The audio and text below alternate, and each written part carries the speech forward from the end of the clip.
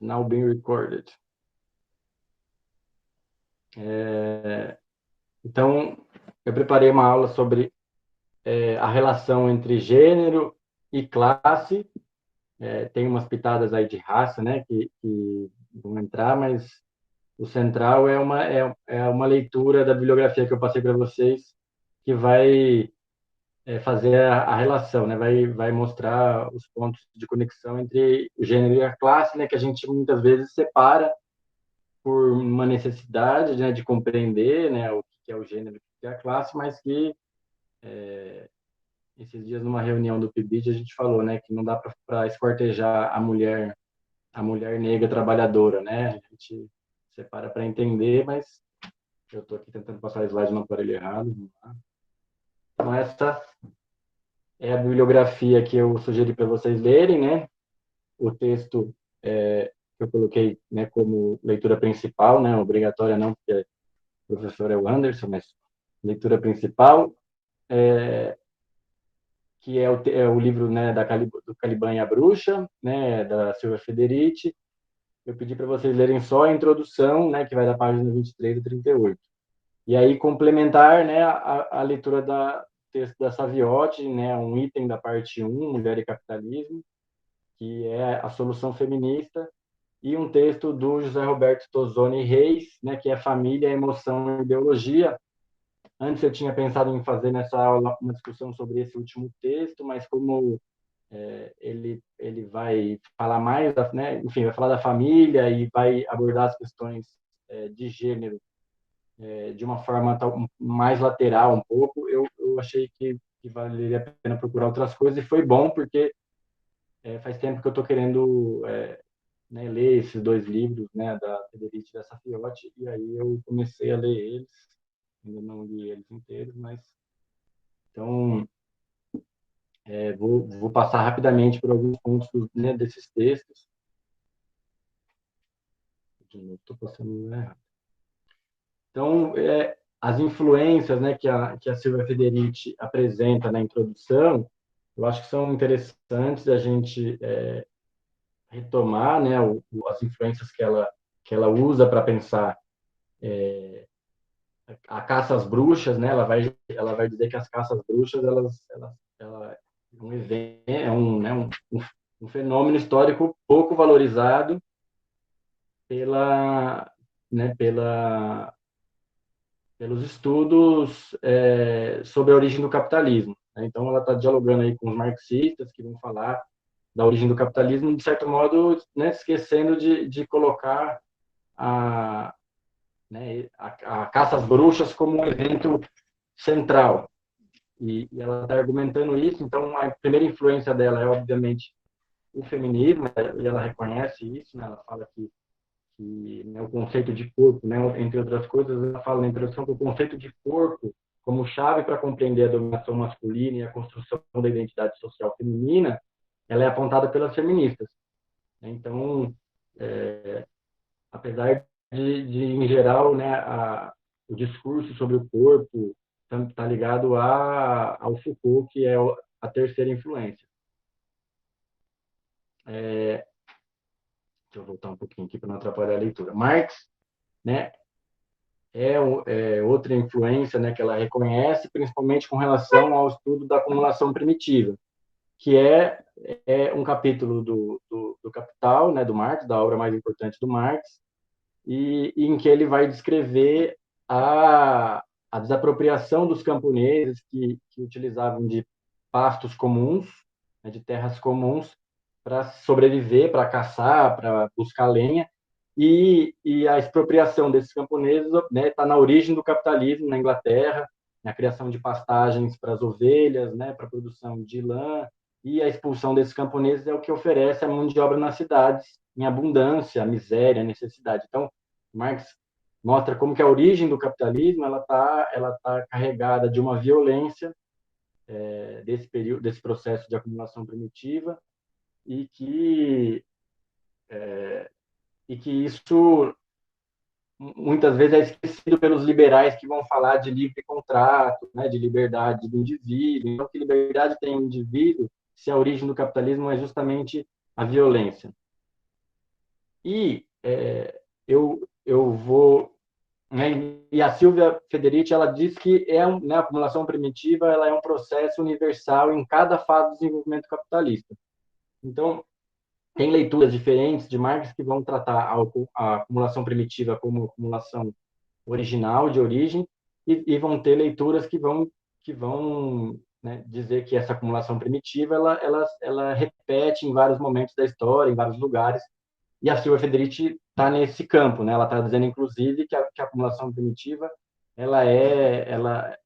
as mulheres participaram da acumulação primitiva, então os camponeses, né, né, a descrição dos camponeses é feita pelo Marx, mas a caça às bruxas para Silvia Federici, ela é concomitante e ela é parte da acumulação primitiva. A perseguição às mulheres né, da caça às bruxas. Então, essa influência do Marx é muito importante porque ela está pensando a origem do capitalismo e o lugar da mulher no capitalismo. O lugar da mulher nesse processo que está ligado à exploração do trabalho, mas que também né, se relaciona com a violência à mulher e com uma desigualdade estrutural, né?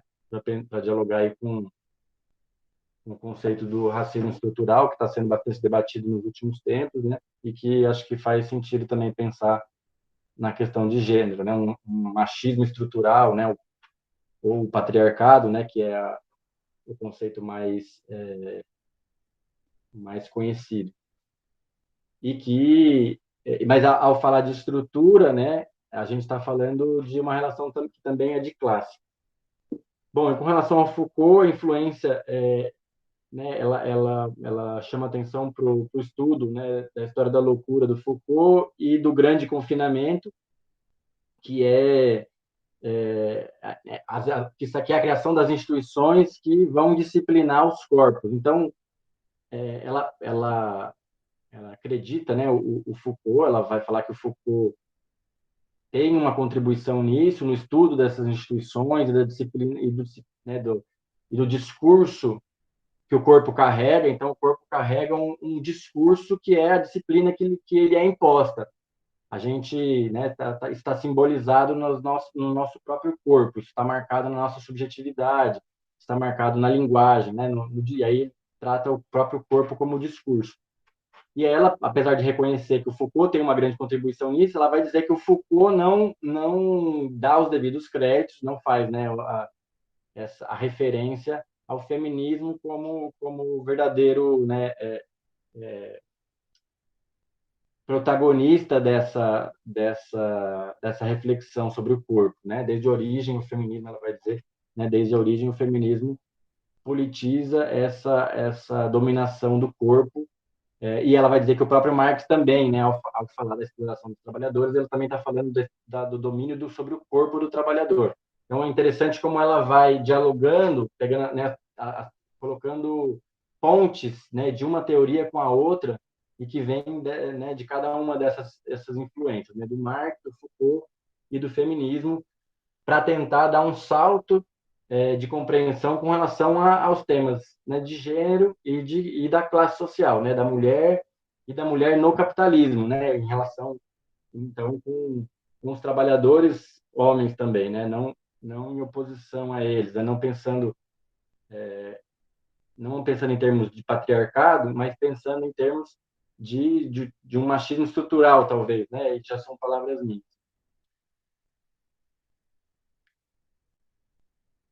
Opa, o verde aí para vocês também ou só para mim? Só Aqui para tá você, normal. acho. Tá ok, Tá. Então, ela vai fazer uma crítica ao Marx e uma crítica ao Foucault, dando a entender né, de que o feminismo é uma chave decisiva para enriquecer né, a teoria do Marx e do Foucault. Com relação ao Marx, né, ela vai dizer que né, a Federici vai dizer que o Marx ele é otimista com relação ao progresso, né, ele vai dizer que ele né, defende a ideia de um progresso constante em que o capitalismo né, vai entrar em crise. Então, essa uma crítica bastante comum ao Marx. Eu concordo em partes, eu tenho algumas dúvidas com relação a com relação às contradições do pensamento marxista, mas de fato ele carrega nas tintas. Até eu estava na dúvida se eu ia falar isso, mas de fato o Marx acredita, né, defende com relação à Índia uma postura de progresso como civilizatório para aqueles povos e tal, e acaba defendendo uma posição racista, mas tem mudanças no pensamento dele mais para frente, enfim, é um debate interessante também, né, sobre como que o Marx lidou com o progresso, e ela faz essa crítica que é devida a uma fase do pensamento dele. Com relação ao Foucault, a Federici vai dizer que só dá para defender o Foucault, a teoria do Foucault, com omissões históricas importantíssimas. Então, essa ênfase no discurso, ela esconderia, né, ela não daria tanta importância aos momentos em que não é a disciplina que submete os corpos, mas a violência, né? E aí, por isso a importância do Marx, né? A violência da acumulação primitiva, ela disciplina os corpos das mulheres, né, e dos trabalhadores de um modo geral, né, dos negros. Então, a intersecção, né, entre a violência sofrida pela mulher, pelo negro, pelo trabalhador, ela pode ser feita a partir desses termos. Claro que são situações completamente diferentes, mas de todo modo é a disciplina do corpo, né, a disciplina, né, uma doutrinação ideológica que se expressa no próprio corpo, no próprio nos hábitos, né, desse corpo, no que esse corpo faz, né, não só no que ele pensa, mas no que ele faz. E aí o Marx seria importante para pensar nessa questão da acumulação primitiva, da violência, da origem do capitalismo, que volta principalmente nas crises. Então, o feminismo, né, como eu falei, contribui para a compreensão da presença constante da violência, porque não é uma questão só, né, da acumulação primitiva que submeteu os camponeses, né, expulsou os camponeses das terras, mas as mulheres, elas são vítimas constantes da violência na medida em que precisa reorganizar o trabalho, elas são um grupo que vai apanhar primeiro, né, assim como os negros, né, os índios, os negros, né, então tem uma intersecção entre as questões de classe, de gênero e de raça, inclusive, né? Então, né, um exemplo, o texto, acabei colocando um texto um pouco longo, mas eu vou ler para mim não atropelar ele, não perder alguma coisa. A violência contida, na segundo parágrafo, a violência contida na acumulação primitiva foi usada contra as mulheres, né, na caça às bruxas, e retorna sempre que o capitalismo entra em crise e precisa rebaixar o valor do salário. As maiores atingidas são as mulheres pelo rebaixamento salarial e pela exclusão do mercado de trabalho, né? Então, a mulher é aquela que vai, no desemprego, né, cumprir em grande medida, né, em via de regra, as funções que permitem rebaixar o salário. Por quê? Né? Não sei se isso fica claro para todo mundo. Eu vou explicar com mais calma. Quando você tem alguém que lava a roupa do trabalhador, quando você tem alguém que faz a comida do trabalhador, quando você tem alguém que cuida dos filhos do trabalhador, você permite uma exploração por mais tempo desse trabalhador, mais intensa de energia desse trabalhador e um salário menor, porque o valor que ele poderia gastar num restaurante num ou numa lavanderia, ou enfim, o valor para reproduzir a energia dele, para o descanso dele, o valor, inclusive, da escola, né, para os filhos, no limite, a mulher, ela paga com o seu trabalho, em vez de do trabalhador pagar com o seu salário. Então, o fato de ter uma mulher, né, por trás do trabalhador, né, permite um nível de negociação, um nível de pressão sobre os salários, né, no sentido de rebaixar esses salários. E elas, claro, ficam excluídas do mercado de trabalho, da convivência social, né, confinadas em casa, né, do convívio comunitário, enfim, das relações sociais de modo geral. E quando ela consegue um trabalho, muitas, né, sempre em postos marginais, quando não são postos marginais, salários menores para as mesmas funções, e muitas vezes ligado à terceirização, serviço de limpeza, de cozinha, né? Né, e sempre muito mais muito mais difícil, né, ter a mesma proporção de homens e mulheres em postos de comando, né, de nível salarial maior, né, principalmente as mulheres trabalhadoras. Então, tem interseccionalidade, também o negro, o latino, o imigrante tem a sua natureza difamada, né? A Silvia Federici vai usar esse termo, né? Por que eu destaquei? Tem a natureza difamada, porque o argumento que é usado para rebaixar a mulher é um argumento biológico, né? O mais evidente é a mulher engravida, ela tem um custo maior de manutenção de uma trabalhadora que engravida, tem que se afastar, né, tem que pagar ela, né, o salário dela afastada. Esse é um dos argumentos. Outro argumento, né, muito mais rebaixado que esse, né, que não tem essa frieza do cálculo econômico, mas é um puro preconceito, que é o argumento de que né, de que a mulher é inferior ao homem, né? Esse é o argumento, né, mais presente nas religiões, né? Então as empresas usam o argumento de que ela é cara, porque ela engravida. Tirando, né, a empresa, quando ela diz isso, ela está simplesmente se isentando da responsabilidade pela reprodução da espécie, né? Mas ela fala assim, olha, eu não sou obrigada a contratar, eu prefiro contratar um homem. Ela argumenta em favor da sua liberdade econômica, que é um argumento racional, né? Enfim, um argumento muito mais fácil de legitimar na nossa sociedade capitalista moderna. Contudo, o argumento de que a mulher, ela... Ó, vai ficar aparecendo agora as minhas notificações. É perigoso mesmo esse negócio de compartilhar a tela no celular. Né? Falei. Perigo. Mas se você colocava offline no celular aí, é pra você não ter surpresa. Mas se eu colocar offline, ele não vai... não tem jeito. Não É vai ter jeito. verdade, é o fim. Mas sorte que eu fiz as pazes com a minha esposa, senão ia aparecer as nossas brigas aí. Imagina as mensagens dela assim, brava comigo. Ah, pra discutir gênero é bom, daí já ficava né, ao vivo aqui, né? Ia enriquecer o debate. Né? Eu mostrava. O outro argumento presente nas religiões, né, quanto mais conservadoras elas são, ou né, nas ideologias conservadoras, é o argumento de que a mulher é inferior. Então, a natureza da mulher é difamada, porque porque cai sobre ela a responsabilidade da reprodução da espécie, cai sobre ela, né, o corpo, né, o fenômeno biológico, né, dessa reprodução. E aí isso é colocado na conta individual dela e não da conta da sociedade como um todo. Então a natureza da mulher é difamada, assim como é o do negro, né, com um discurso racialista, né, de que ele é inferior geneticamente, né, do índio, que vai também ser usado para justificar as desigualdades, né?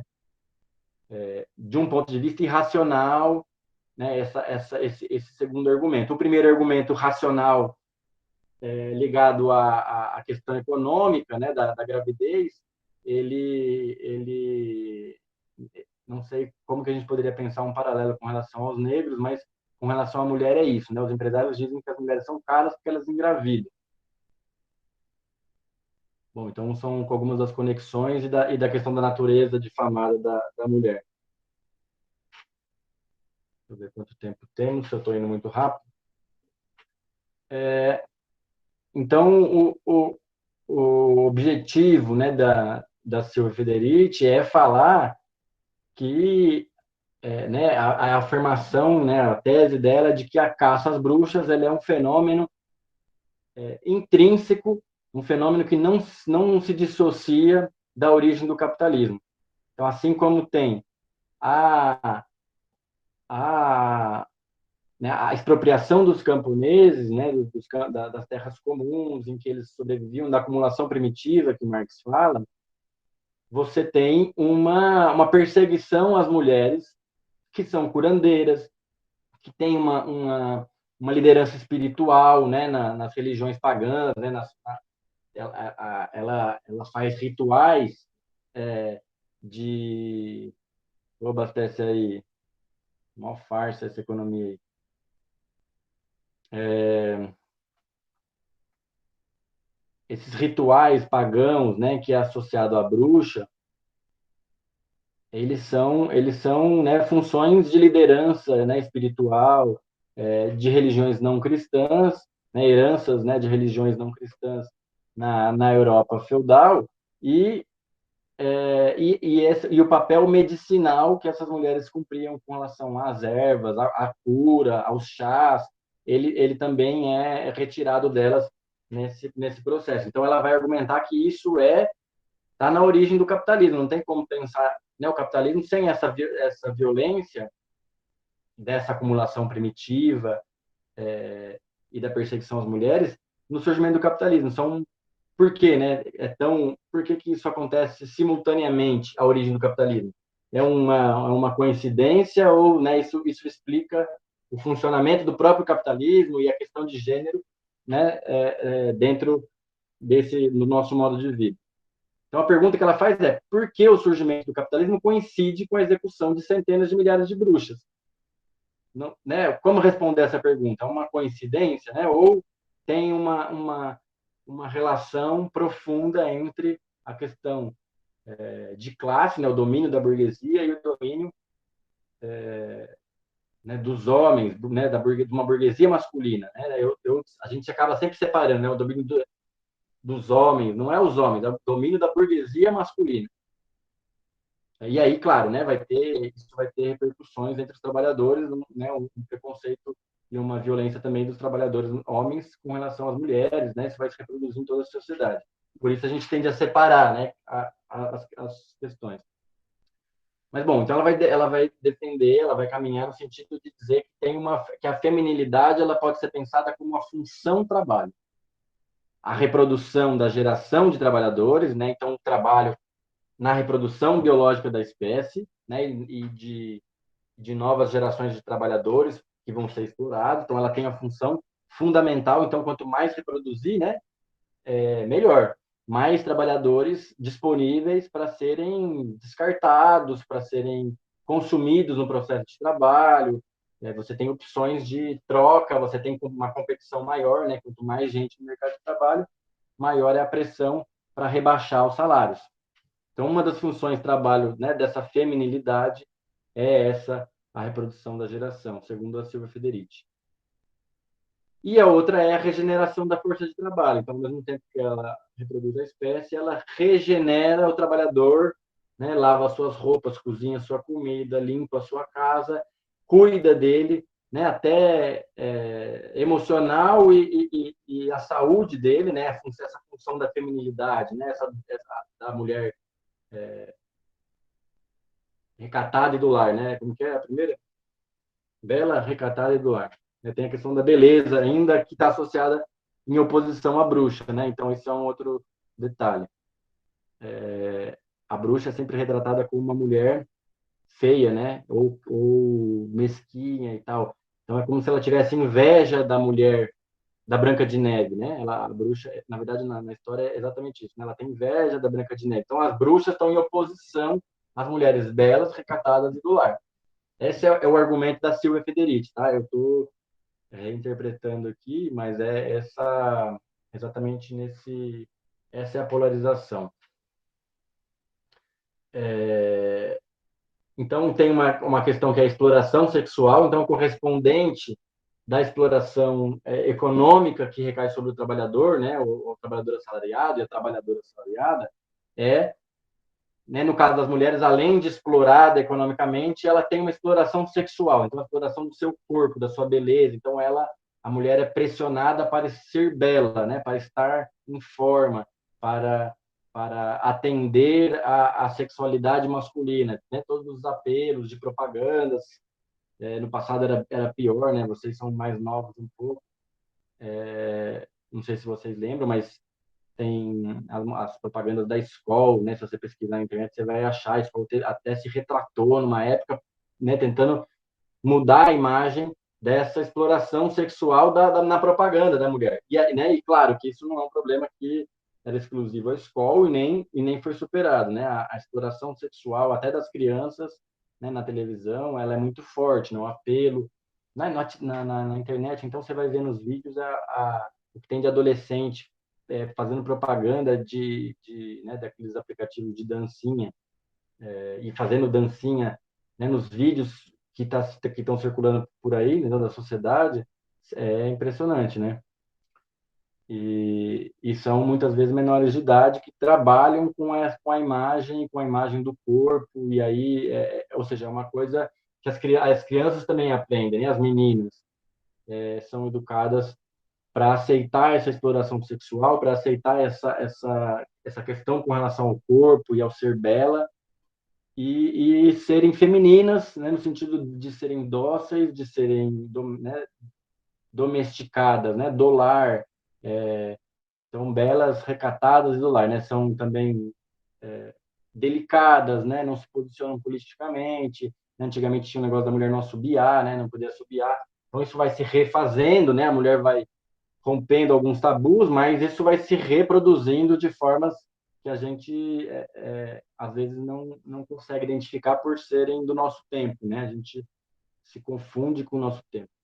E a exploração doméstica, né? Que a gente discute bastante, né? A questão né? De quem cozinha e não só quem cozinha dentro de casa, né? Mas também nas empresas, nas instituições, né? A cozinha muitas vezes está sob responsabilidade das mulheres, às vezes as funções mais baixas na cozinha elas estão, né, menos especializadas, elas são de responsabilidade da mulher, e os chefes de cozinha muitas vezes são homens, né? Mesmo quando surge ali uma liderança, uma função técnica, muitas vezes ela acaba sendo ocupada por homens. A higiene, a limpeza, isso também, né, é dentro de casa, aí, em empresas terceirizadas, a mesma coisa, né? A limpeza está associada à mulher, ao cuidado, né? A medicina é muito mais ligada aos homens, e a enfermagem muito mais ligada às mulheres, né? A educação superior muito mais ligada aos homens, e a educação primária muito mais ligada às mulheres. Então, essa polarização ela se dá em vários momentos. Né, a educação, né, o exemplo que eu dei agora, e o cuidado com as crianças, né? Então, dentro de casa e fora de casa, as crianças, né, estão sempre sob a responsabilidade da mulher, e a bruxa é aquela que corrompe, né? Corrompe as crianças, corrompe as mulheres. Não é à toa, né? Eu escolhi essa imagem porque eu não me lembrava que era uma maçã, e ao ver a maçã, lembrei do pecado original, né? Então, de certo modo, a gente tem na representação da bruxa, né, as imagens, as histórias, um ponto de encontro, né, entre essa perseguição às bruxas e o pecado original. Né, então as religiões elas vão dizer, né, que a mulher carrega a culpa do pecado original, porque afinal de contas foi a Eva que, além de nascer da costela do Adão, né, ela foi responsável por ceder, né, aos desejos da carne e pegar a maçã da árvore proibida, né, do fruto proibido.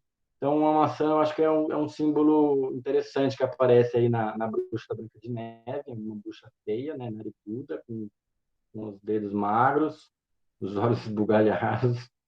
Eles fazem de tudo para deixar a bruxa, a senhora, a coitada da senhora, muito feia. E criar, né, também um preconceito com relação né, aos mais velhos, né? A gente acaba vendo isso por tabela.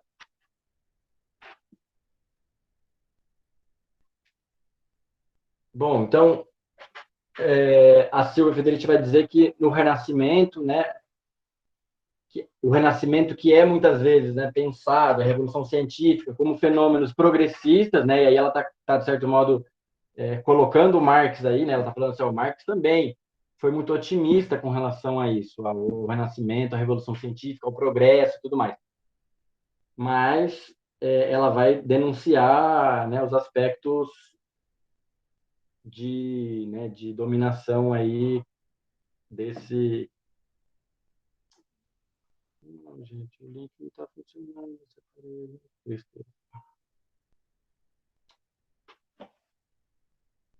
Bom, tem duas imagens para ver no final que vão retratar um ponto que depois vai ficar mais claro, talvez, que essa conexão entre o Renascimento, né, e essa perseguição às bruxas, e o pecado original. Bom, eu vou explicar isso mais para frente. Que aí eu acho interessante isso, porque o Renascimento, né, a Revolução Científica, a acumulação primitiva, elas são a origem do capitalismo, né? Porém, o pecado original, né, já está associado à dominação feudal, né, à dominação religiosa. Então, eu acho que né, a tese da Silvia Federici ajuda a gente a entender a relação entre gênero e classe e a conciliação entre os interesses de uma nova classe, que é a burguesia, com a antiga classe dominante, que é, né, que são os senhores feudais. E as mulheres são, né, o feminismo seria né, o movimento que teria contribuído para perceber essa, essa dimensão do capitalismo, né, mais aprofundar, né, o nosso olhar sobre o que é o próprio capitalismo.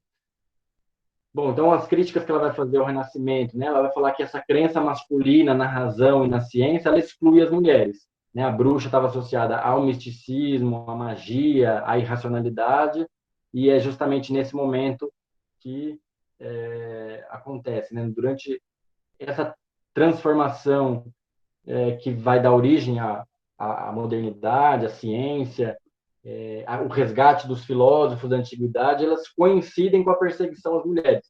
Então, não tem progresso nesse período. Você tem uma transformação radical, mas a ideia de progresso contamina, né, a nossa visão sobre isso, esquecendo que as mulheres, né, foram simplesmente perseguidas nesse processo.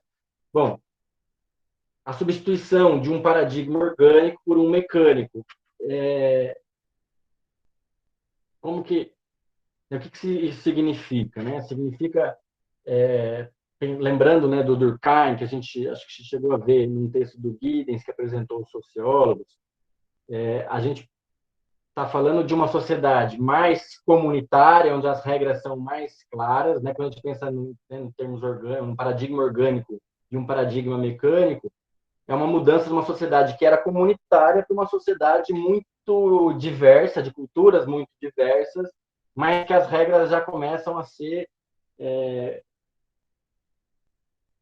a gerar conflito. Não é uma comunidade em que tem as mesmas regras, né? A sociedade moderna é uma sociedade com muitos grupos diversos, de culturas diversas e conflituosa, né? Porque essa diversidade toda ela cria muitas visões do certo e errado, muitas culturas, muitas formas de ver.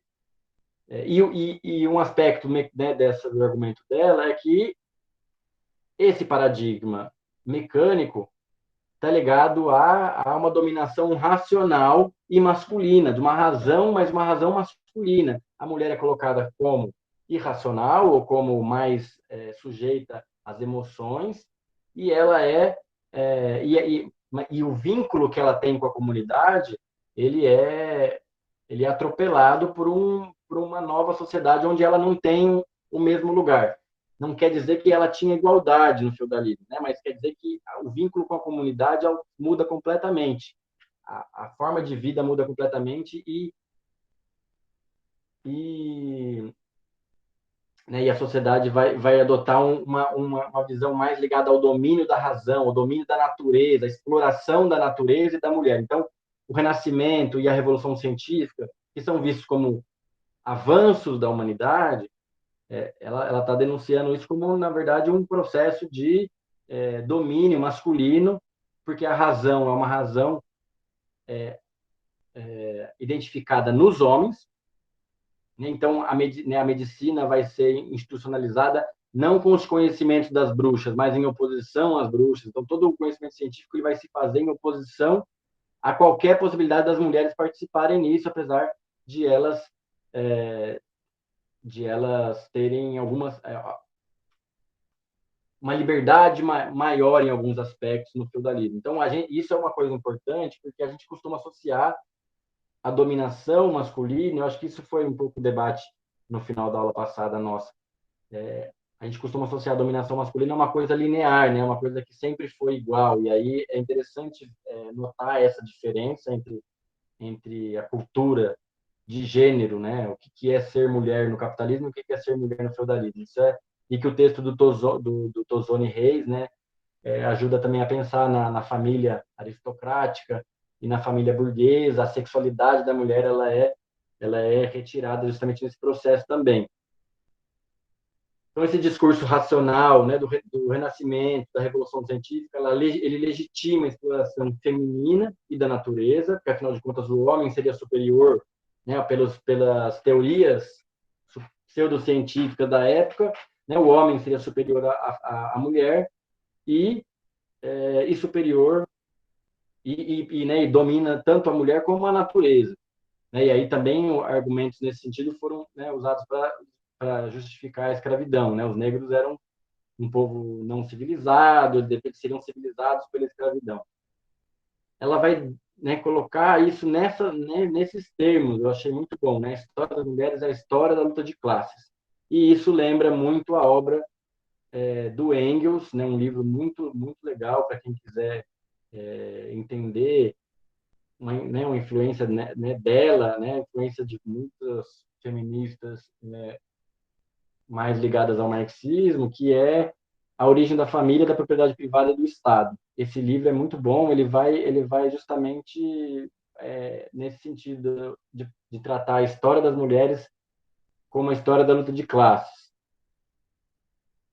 porque vai colocar, né, a origem, né, do poder masculino na origem do Estado. Então, quando surge o Estado, surge a escrita, surgem as classes sociais e a propriedade privada, ainda antes do Estado, né, ou num processo concomitante à formação do Estado, é o que submete a mulher à dominação masculina. E a mulher ela passa a ser, ela perde as possibilidades de se relacionar sexualmente com qualquer membro da comunidade, né, uma sexualidade mais aberta, e passa a ser propriedade do homem e os filhos dela propriedade do homem. Então, por isso ela não pode ter né, relações com outros homens, porque isso colocaria dúvida sobre os herdeiros de sangue daquele homem. Então, isso é uma mudança radical na cultura humana, né? Então,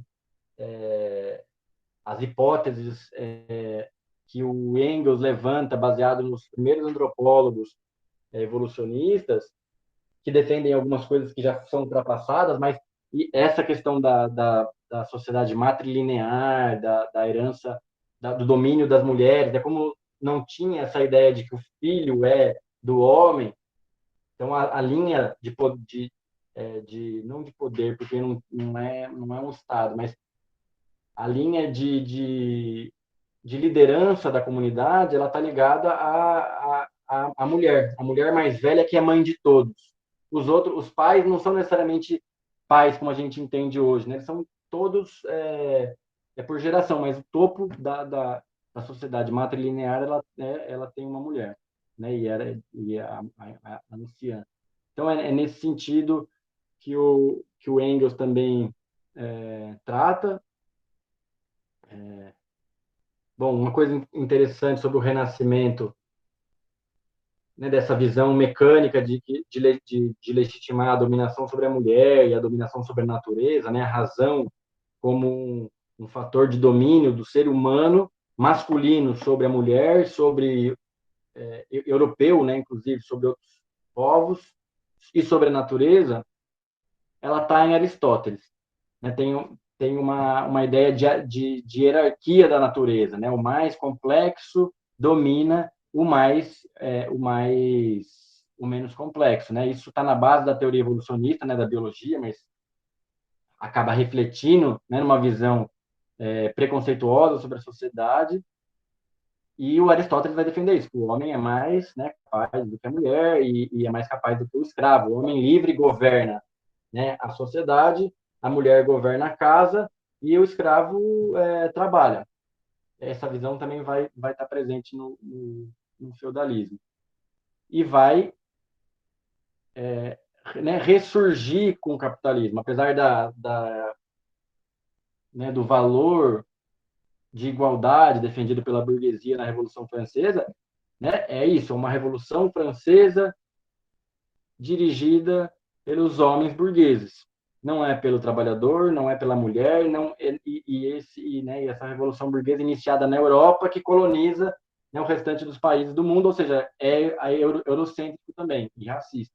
Então, a gente está contaminado, né, ao olhar sobre a questão feminina, sobre a questão de gênero, sobre a questão de classe, de raça, a gente acaba sendo contaminado por os ideais burgueses, que essa é, né, a leitura do Marx, e aí, né, entender a, a origem, né, desse pensamento, né, de hierarquização da natureza no Aristóteles é importante porque é muito antigo, né, da antiguidade, e começa a ser resgatado no Renascimento, uma visão sobre a sociedade que vai buscar, né, bases filosóficas lá no Aristóteles, em Platão também, mas o Aristóteles é muito importante porque ele é usado tanto pelos teólogos do feudalismo, São Tomás de Aquino, e outros, como vai ser usado pela burguesia para refazer, né, para criar sua própria sociedade, né, sua própria forma de dominação, suas próprias ideias, sua própria filosofia, e as mulheres voltam, né, baseadas no pensamento do Aristóteles, a ocupar um lugar subalterno, mas diferente da mulher do feudalismo. Agora, por exemplo, tem uma repressão sexual sobre, né, quem puder ler, né? Não sei se vocês leram o livro do Tozoni, ele vai tratar justamente um dos pontos mais marcantes, eu acho, do texto é a repressão à sexualidade da mulher. A mulher na família aristocrata, ela pode ter relações com né, a importância é a virgindade dela para o primeiro filho. Essa é preservada para o senhor feudal, porque é ele que vai ser o herdeiro, né, o progenitor, né? Então, depois disso é liberado geral. E aí o texto vai inclusive falar, né, que tem relatos de mulheres, de relatos de mulheres que ficaram famosas pela sua sexualidade né, sua sexualidade livre nesse período. Muito diferente da mulher burguesa que é confinada ao lar e que, né, sofre uma pressão para cortar os laços comunitários, né? Ela não é mais a mulher da aldeia, da comunidade, né? Nem de uma casa aristocrática. Ela é uma mulher que é do lar. Na ideia de lar, né? Ela já é restrita à família nuclear, né? O homem, mulher, né? Papai, mamãe e filhinhos. Bom, a Revolução burguesa, então, a Safiotti, né, no outro texto, já vai falar que é uma revolução burguesa e masculina, né, e também branca.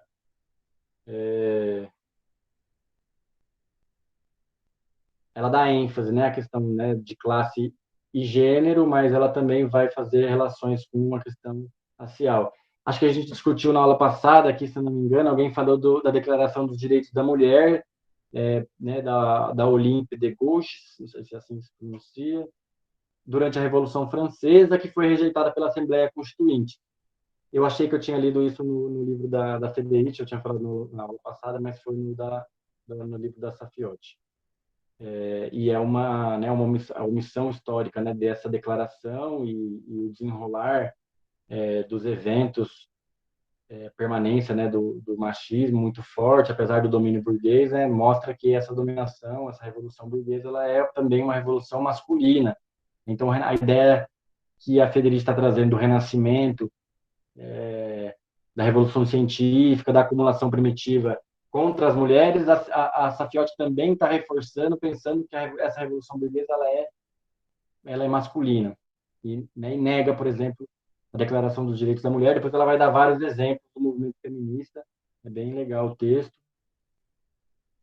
A liberdade sexual da mulher e da família. Né, então, tem a ver com o livro do Tozoni, né, com o texto do Tozoni, esse trecho que eu separei dela. É como rainha que os americanos pretendem confinar a mulher ao lar. É a própria feminilidade que pretendem salvar. Cria-se, então, a imagem da feminista como um monstro que visa destruir a família e a reduzir os homens à escravidão, numa completa subversão das leis divinas. Então, a gente está falando de uma revolução burguesa, né, que nos Estados Unidos tem um caráter muito forte da religião, né, diferente da França, que tem um conflito maior entre a burguesia e a igreja. Nos Estados Unidos, você tem uma relação muito forte entre a religião e a nova sociedade que está nascendo, né, protestante e tal. E né, então, esse trecho ele dialoga tanto, né, com relação à feminilidade, né, que a Federici está tratando, né, com relação à função trabalho, quanto com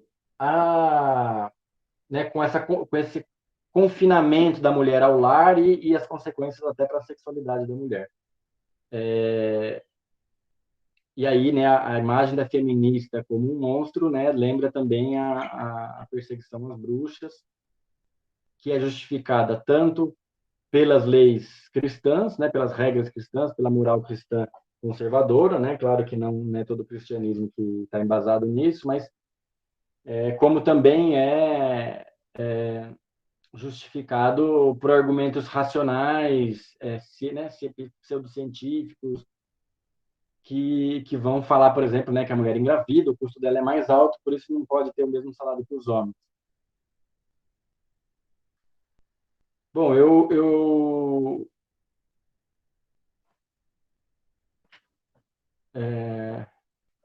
estou acabando, mas assim, eu acho que depois a gente pode fazer um debate, né? Eu acho. Não sei se. Eu acho, eu acho que eu acabei acelerando. Não sei se eu falei muito, né? Na verdade, para mim, meio que travou a apresentação, Ian. Eu não sei se tá parecendo só o confinamento e a mitificação da mulher. Ah, agora sim. Não, tem mais coisa. Ah, tá, agora veio. Tava bem parado, tava escura até. Tá. Não, tem mais um pouquinho, mas já estou caminhando para o fim. Mas se vocês quiserem interromper, eu estou falando rápido, eu devia ter ido parando para a gente ir debatendo, assim, né? Ponto por ponto. Vocês querem comentar alguma coisa sobre os pontos anteriores? Vocês lembram que a gente conversou sobre a Declaração dos Direitos da Mulher na aula passada? Alguém comentou, eu não lembro quem foi. Oi, eu tinha falado da declaração. Foi você, né, Marisa? Sim. Eu tenho um comentário, mas não é da declaração. É uma coisa que eu lembrei que eu vi outro dia. Mas eu vi, tipo, no Twitter, então não tem validade científica nenhuma que eu vou falar. Não, eu que tenho. É só que fica na minha cabeça. A sociedade é científica. Que eu vi uma pessoa falando que ela tinha lido em algum lugar, que era de alguma coisa de sociologia, mas aí eu acabei não indo atrás, que era que a Alexa, o GPS, todos esses aplicativos de comando são vozes de mulheres, porque a gente tem no nosso psicológico a mulher associada à servidão. Aí eu fiquei pensando nisso porque eu nunca tinha pensado sobre isso, mas aí eu comecei a listar na minha cabeça e realmente, GPS, ok, Google, Alexa, é tudo uma voz feminina. Aí eu fiquei tipo, meu Deus, como essas coisas a gente nem percebe, são coisas do nosso dia a dia e que realmente, quando você para pensar, você fala, nossa, é algo que vai te servir, que você vai dar ordem e é sempre uma voz feminina. Aí eu fiquei pensando nisso durante a sua apresentação. Marisa, muito bom se lembrar disso, porque está tendo uma propaganda da Bradesco, né, falando da... Como é o nome da atendente da Bradesco? É também um robô com nome de mulher. A Bia, vocês viram a propaganda acho que é da Bradesco, né? A Bia, tem uma propaganda da Bradesco que começa assim: a Bia sofre essas ofensas, a Bia, né, e outras mulheres do Brasil sofrem essas ofensas. Aí mostra as mensagens reais que as pessoas mandam para a Bia, que são as mesmas mensagens, né? Enfim, manda uma foto sua de hoje, Bia, sua burra, enfim, as ofensas que a Bia sofre, e aí, olha que louco, né? Pois é, eu achei muito. Não sabia que tinha na Magalu também, mas é isso, né? Imagina, um monte de gente reprimida e sem poder na sociedade, né? Sem direitos reconhecidos, frustradas e descontando num robô com personalidade feminina a sua agressividade, né? É óbvio, né, que eles fazem isso com pessoas, né? Pessoas que fazem isso com robôs, muito provavelmente fazem com pessoas. Mas mostra tanto isso, né? A escolha das empresas de colocar mulheres, né? Com essa. Já vou ler o seu comentário, Amanda.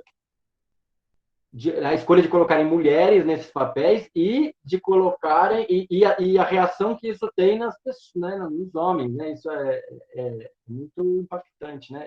Primeira vez eu vi a propaganda, fiquei confuso, eu fiquei achando que eles estavam fazendo um negócio meio irônico. Depois eu falei, nossa, é real. E aí eles colocam umas mensagens que são reais. A Amanda comentou aqui, ó, minha namorada trabalhava com esse tipo de robô, era para funcionário interno da empresa e mesmo assim ele tinha que fazer respostas para robô porque os próprios colegas dela zoavam o ajudante. Eu não entendi, não sei se eu li errado. E da maioria dos outros que ela trabalhou também sofreu muito assédio.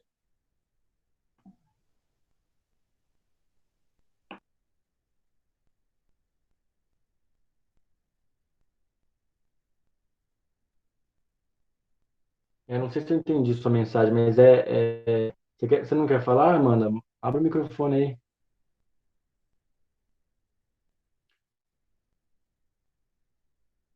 Mas é isso, as empresas, as Não ia, empresas criaram. Pode falar. eu só tava comentando que é bem comum mesmo isso acontecer nesses. Eu acho que até, e é inclusive sobre ser feminina, mesmo as que são só sem voz, sabe, só respondem virtualmente, elas todas têm exigência de ser nome feminino, sabe? É uma exigência na criação, durante o processo de criação. Pois Gente, é é, muito bacana é essa discussão, porque agora eu fiquei com vontade de falar também. Ian, posso falar, professor? fala Eu aí, gostei dessa conversa também. Acho que tem tudo a ver com a aula e atualiza até o tema, né? Bom trazer isso, viu? Foi a Marisa, né, que trouxe. Eu também vou trazer uma coisa de senso comum aqui, Facebook, Instagram, sei lá onde que eu li, mas eu já li alguma coisa também relacionada a isso, das vozes femininas.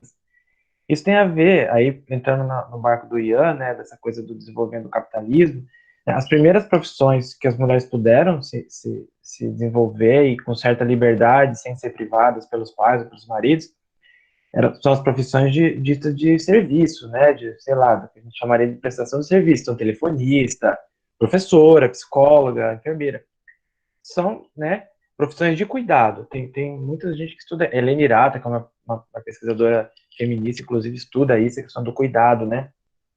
Então eu já li que além, claro, de toda essa coisa misógina que existe em cima de você poder ter uma serviçal feminina, que está no imaginário e na cultura já introjetado, até por conta disso, que vem dessa construção do capitalismo, né, dessa profissão do feminino ao longo do tempo, tem um outro lado que não é menos perverso, mas assim, que as pessoas se sentem também cuidadas por essas mulheres, se sentem à vontade com essas vozes, como se elas fossem mães, professoras, babás, enfim, essas pessoas que cuidam da gente, né? Então é como se a pessoa se sentisse mais confortável tendo uma voz feminina para lidar ali, não só por conta dessa misoginia que está introjetada, estrutural, claro, né? Mas também por esse conforto de estar com alguém de sexo feminino com quem você confia. Não é à toa que, sei lá, a maioria das professoras são mulheres, né? Educação infantil, educação fundamental, os psicólogos, né? Se você pega a maioria, são mulheres. Eu dei aula em curso de psicologia, sei lá, pelo menos 80% eram meninas. Na pedagogia não precisa nem falar, né? Sei lá, tem 5 meninos e 40 meninas na sala.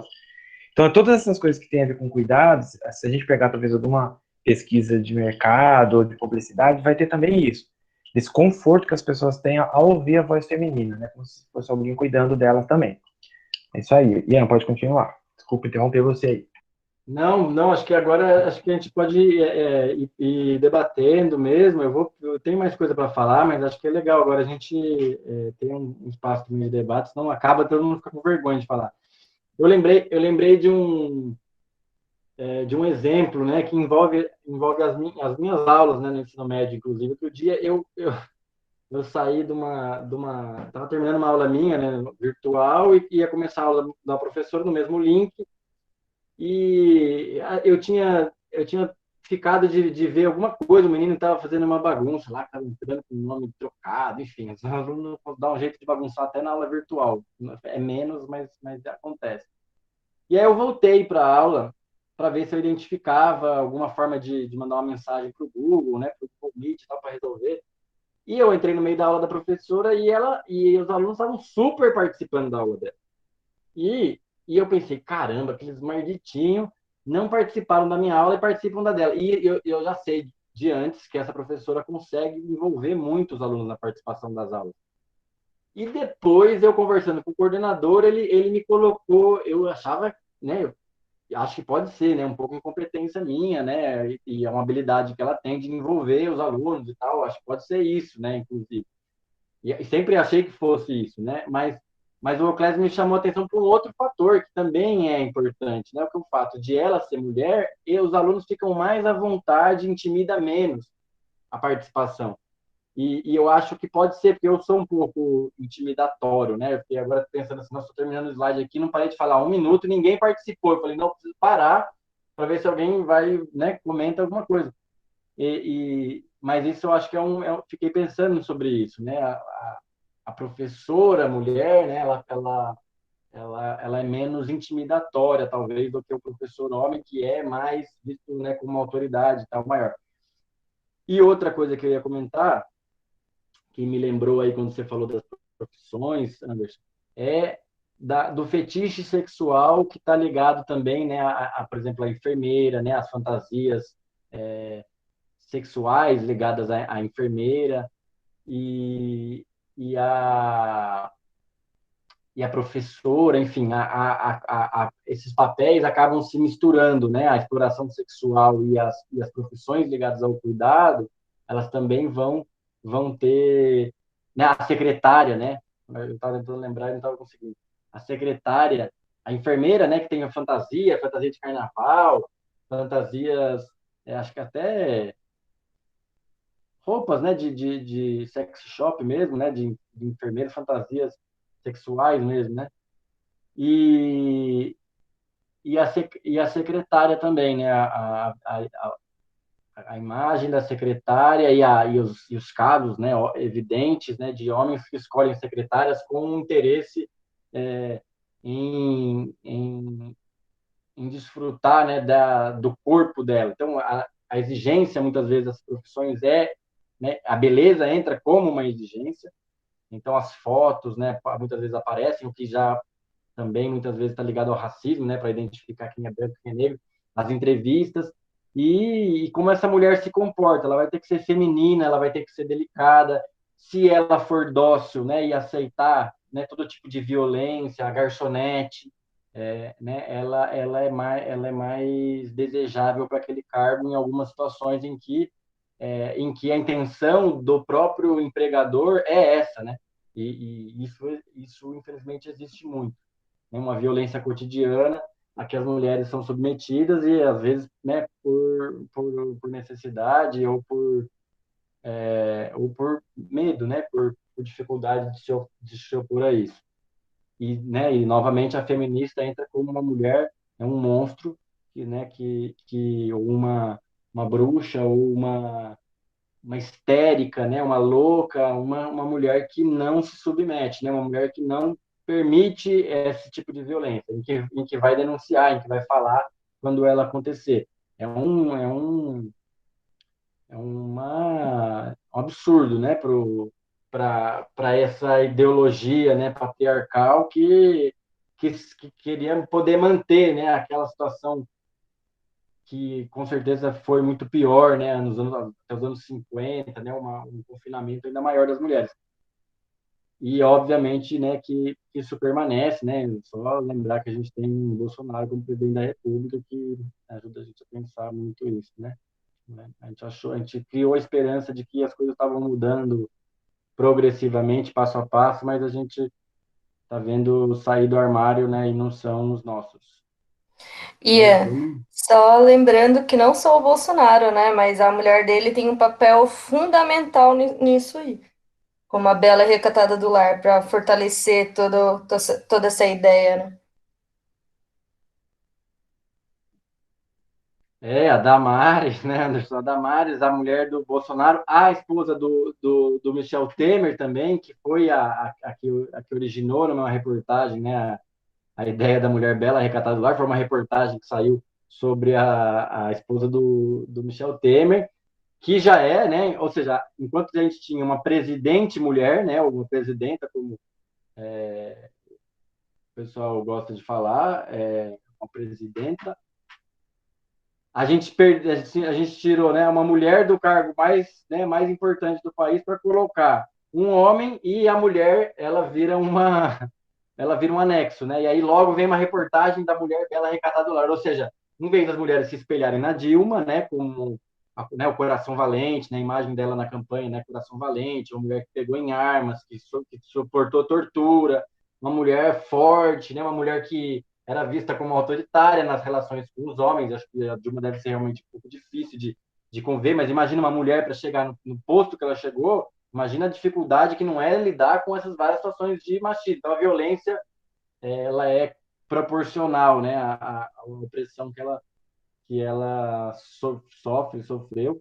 E aí tiram a Dilma para colocar a bela recatada do lar, né? Ou seja, olha o exemplo. Agora a Damares vai dizer que é ser mulher, né? Então, rosa e o azul, né? A bela recatada do lar. Ou seja, os exemplos, né, vão só piorando. Ou seja, a Safiotti vai falar um pouco disso, né? De como que parte do movimento feminista, né, ou né, pseudo-feminista também, em alguns casos, né, vai aceitar, né, mulheres que estavam associadas à luta por direitos, à luta pelo sufrágio universal, vai aceitar que os homens, a ideia de que os homens são superiores. Então, isso, ou seja, uma parte do movimento feminista não quer acabar né, com a desigualdade, mas quer um espaço para as mulheres, um feminista mais brando, né, o feminismo burguês, por exemplo, né, e vai também os problemas das mulheres brancas de classe média não são os mesmos da mulher negra. Então, da mulher negra, da mulher trabalhadora, da mulher pobre, né, que pode ser branca ou negra, mas né, ou seja, parte do movimento feminista vai aceitar a dominação masculina e vai reivindicar uma certa igualdade, né, ou uma igualdade gradual, enfim. Então, vai ter essas questões são. Eu lembrei da Safiotti, mas acho que não sei se você queria falar mais alguma coisa, Luara, da mulher do Bolsonaro. Eu nem lembro o nome dela. Michelle é a esposa do Temer, né? A do Bolsonaro, como que ela chama? Não é Michele também? Nossa, será que tem o mesmo nome? Micheque. Eu não lembro o nome dela, gente. Eu lembro do apelido por causa do cheque, mas eu não lembro mesmo. Professor, é Marcela Temer e Michele Bolsonaro. Ah, é. Isso, era Marcela. Marcela. Brilhante. Anda como ser jovem tem memória boa, né? É isso, porque a Michelle e Micheque, né? É isso. E a Marcela que é. E tem o Michelzinho, que era filha, muito gente com ele, confunde mesmo a nossa cabeça, né? É verdade. Micheque é porque foi ela que recebeu os cheques? Como é que É isso. Exato. Alguém quer fazer algum comentário, gente? Vamos aproveitar aí. Esse comentário eu não sei se tem muito a ver com a conversa, que eu tava lembrando da Dilma. E eu lembrei que quando ela elegeu pela primeira vez, em 2010, eu tinha só 10 aninhos, não sabia nada de política, obviamente, né, 10 anos, mas foi acontecer na minha escola meio que uma eleição. Aí eu ia votar. Aí meu pai perguntou pra mim, quem que você vai votar? Aí eu falei, vou votar na Dilma porque ela é a única mulher, então é isso. E eu lembro que na época o meu pai ele ficou super tranquilo com isso. Ele falou: não, eu não voto na Dilma, mas a escolha é sua mesmo. Você tem que decidir pelo que você acredita. Aí, hoje ele é um bolsonarista fervoroso. Eu falo que eu vou votar no Lula no que vem e só falta ele me expulsar de casa. Eu fico, nossa, gente, o que aconteceu nesses 10 anos? Do meu pai falar, não, tudo bem, votar na Dilma. Inclusive, ele não ficou feliz, né, quando ela ganhou as eleições, Mas não ficou bravo, nem nada, só aceitou, seguiu a vida. Ano que vem, se o Lula ganhar, que é o que eu espero, eu acho que é capaz de ele ter um infarto, eu fico com medo até. Então, só isso que veio na minha cabeça mesmo. Legal. A sociedade passou por uma mudança nos últimos anos bem triste, né? Algumas coisas retrocederam muito, né? Mas eu acho que, né, não é à toa, né? Acho que a gente tem alguma responsabilidade sobre isso, né? Se a gente apoiou o PT, a gente tem que entender quais erros que foram cometidos para a gente perder, né? Para a gente perder tantas conquistas, né? Que não são exclusividade do PT, né? Tem um movimento histórico de lutas de milhares e milhares de pessoas que não são filiadas ao PT, que agora a gente está perdendo, mas acho que é a oportunidade de a gente tentar entender onde foi que a gente errou e como retomar o processo, né? Como retomar as nossas lutas. Mas o que eu ia falar outra coisa. Eu lembrei de um documentário, estava falando da Dilma, né? Eu lembrei de um documentário que eu descobri recentemente, ainda não assisti, mas já vou aproveitar para recomendar para vocês, que tem um nome interessante, né? Contraditório, é A Torre das Donzelas, um documentário sobre as mulheres que foram presas no presídio de Tiradentes, junto com a Dilma. E aí a Dilma participa do documentário, né? Como personagem. E eu não tenho certeza, mas acho que a diretora, eu acho que é uma mulher, se eu não me engano, não vou lembrar o nome dela. Torre das Donzelas. Depois eu posso baixar e depois eu compartilho aí com vocês, se alguém quiser. E é curioso o nome, né? As donzelas são essas mulheres fortes, resistentes, e aí mostra, né? Talvez de forma contraditória, né? Valoriza bastante da feminilidade, enfim, né? Acho que é um debate, né? Mas valoriza muito a feminilidade dessas mulheres e tem essa oposição, né? Com as mulheres que não são, né? Aquelas não são delicadas, não são donzelas, né? Elas são mulheres que suportaram a tortura, então mostra como elas resistiram na cadeia. Eu não vi ainda o documentário, mas pelo trailer eu pude ver essa contradição interessante, né, entre a donzela e a mulher, né, essas mulheres femininas e ao mesmo tempo muito fortes, né, que resistiram à tortura e a prisão, num presídio que a Dilma vai mostrando também, vai falar da contradição, né, que chama Tiradentes, né, contraditoriamente leva o nome de de uma pessoa que lutou pela independência, né? Não sei se é essa a contradição dela, mas é o presídio que leva o nome do Tiradentes. Bom, as possibilidades que a mulher tinha na sociedade pré-capitalista, elas foram retiradas ao passo que essa foi confinada ao lar. Então, as possibilidades, eu estou pensando agora, principalmente nas possibilidades na liberdade do corpo, né, que a mulher tinha, na liberdade sexual que essa mulher tinha no feudalismo, né, nas relações comunitárias que ela perdeu também, que existiam no feudalismo. Ela é confinada ao lar, então ela é separada da comunidade e ela é confinada ao lar e ela se torna propriedade passiva de exploração sexual e de trabalho doméstico dos homens. Esse confinamento ao lar ele representa isso. A repressão à sexualidade e confinamento no lar é exclusividade da família burguesa. E o objetivo, né, o Tozoni Reis vai dizer que é a criação dos filhos. Então, tem uma preocupação agora pela reprodução da classe trabalhadora.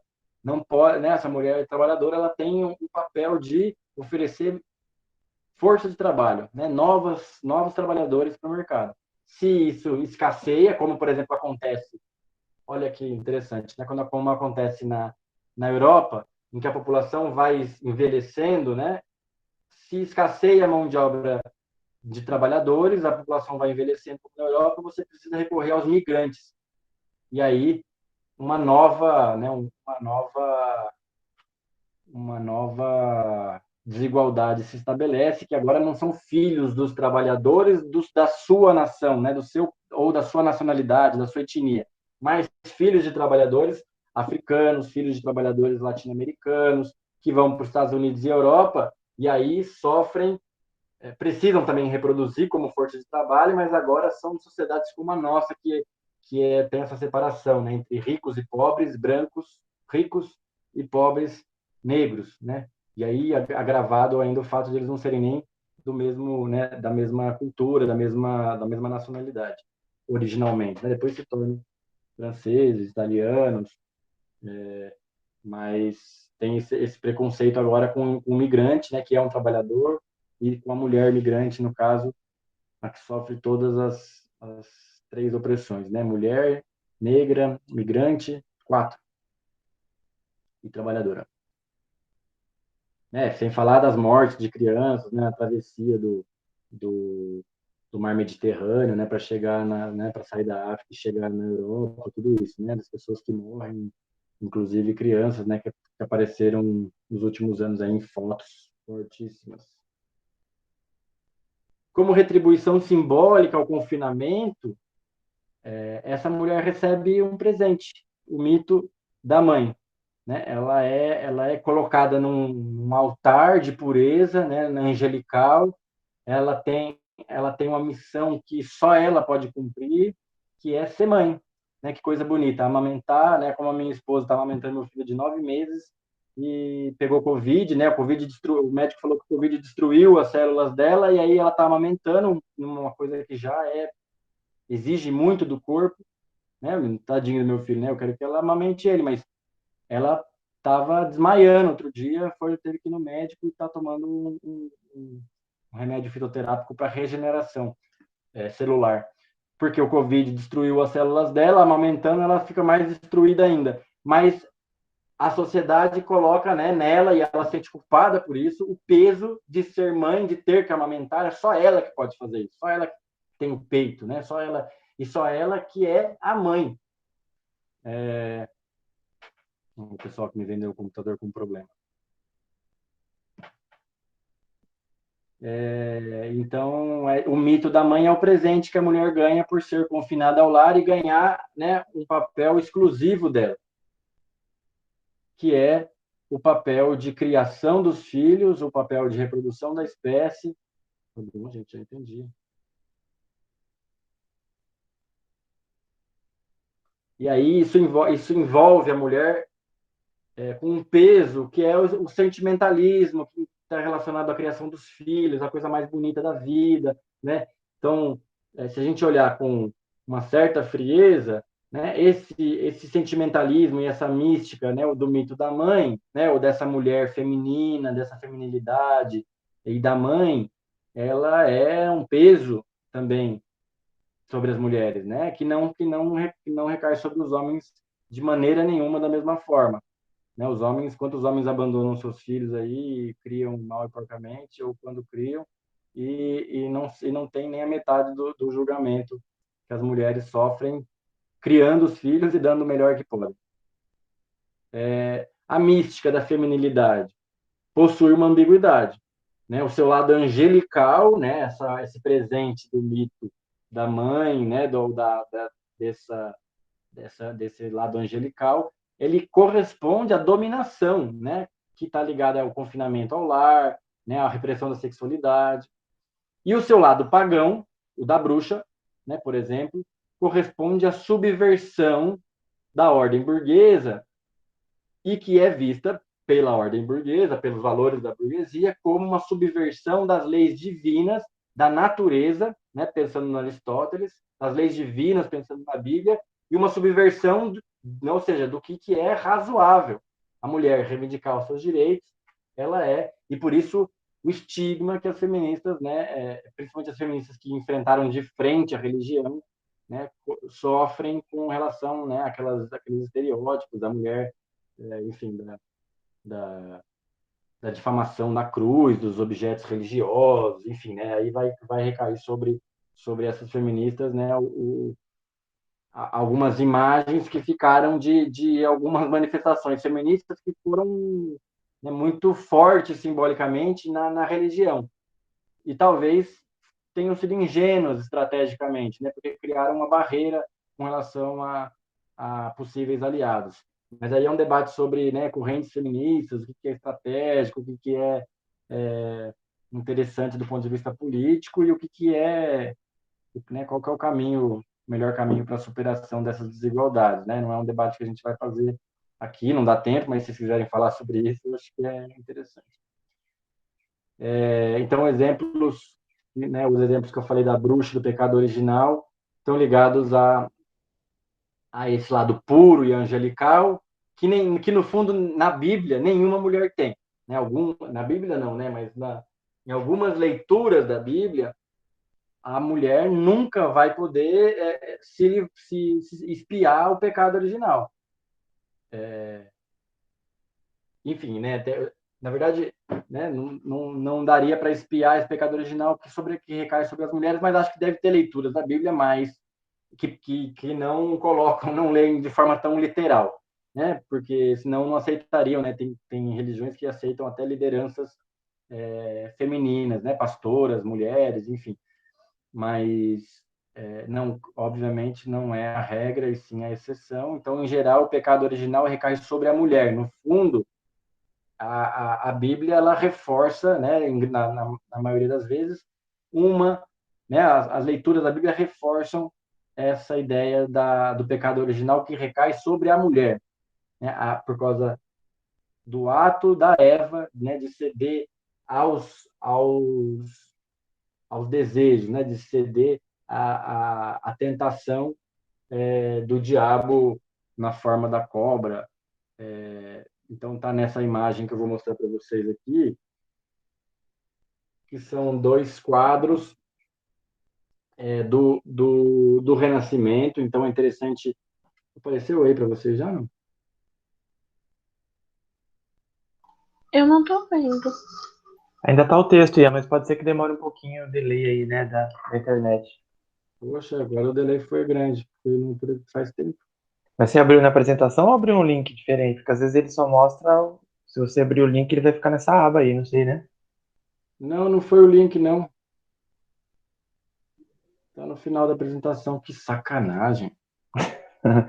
Quem sabe você acha em outro lugar, né? Dá tempo ainda. Talvez apresentar de novo, tirar e colocar, de repente você consegue. Aí, veio. Foi. Tinha vindo. Vindo e aí eu... Oh, Tem que ter chatice. paciência, às vezes demora mesmo essas imagens, viu?